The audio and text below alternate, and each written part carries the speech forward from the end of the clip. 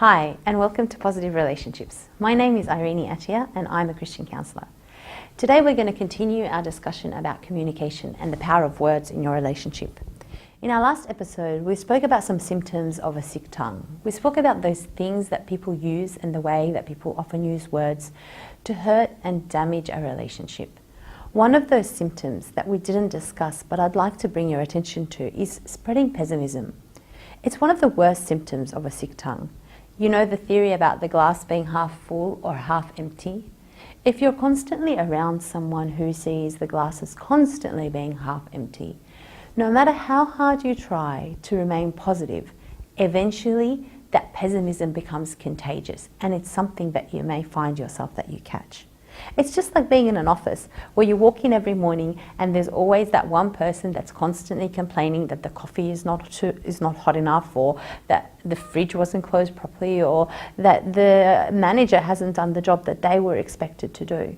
Hearing that constant pessimism eventually erodes at your sense of happiness and joy and contentment. The same is true in a relationship. If you expect the worst in a relationship, the worst eventually comes to the surface, because we have what are called self-fulfilling prophecies in relationships, where as long as we're expecting negative things, we will see even positive things in a negative way. If you're one of those people who is constantly critical of situations and events within your relationship, it's really important to consider the fact that pessimism is something that is contagious and is something that will add a spirit of negativity to your relationship. In complete opposition of that, though, is the language of praise. Where pessimism is negative and can bring the other person down, the language of praise energizes another person. When you approach another person in a spirit of love and praise, that person is more likely to listen to you and to receive what you have to say. Telling your partner that you believe in them, encouraging them, brings success both to the relationship and to them individually. Sincere compliments or praise energize and encourage action, where criticism and put-downs dwindle and hurt the other person and deactivate their desire to be engaged in the relationship. As you raise the standard of the words that you speak about your relationship, the standard of your relationship will also improve. In fact, there was a study that was done not too long ago where a psychologist took away over 100 couples and recorded everything that they said to one another. And with 100% accuracy, he was able to predict the success or the failure of each of those relationships based purely on the type of words that they used with one another. Couples who spoke to each other in a positive way, couples who spoke about their relationship in a positive way, had longer lasting, healthier and happier relationships than those couples whose conversations were filled with put-downs, criticisms, or negative beliefs about their relationship.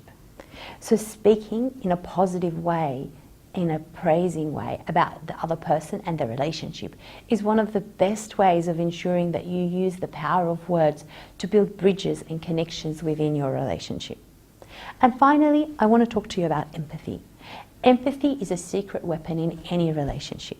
It is that bucket of cold water poured upon a raging hot fire of anger in a relationship.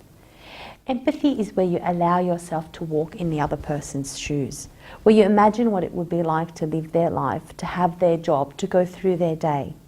If you approach your partner with empathy, you suddenly see them in a totally different way.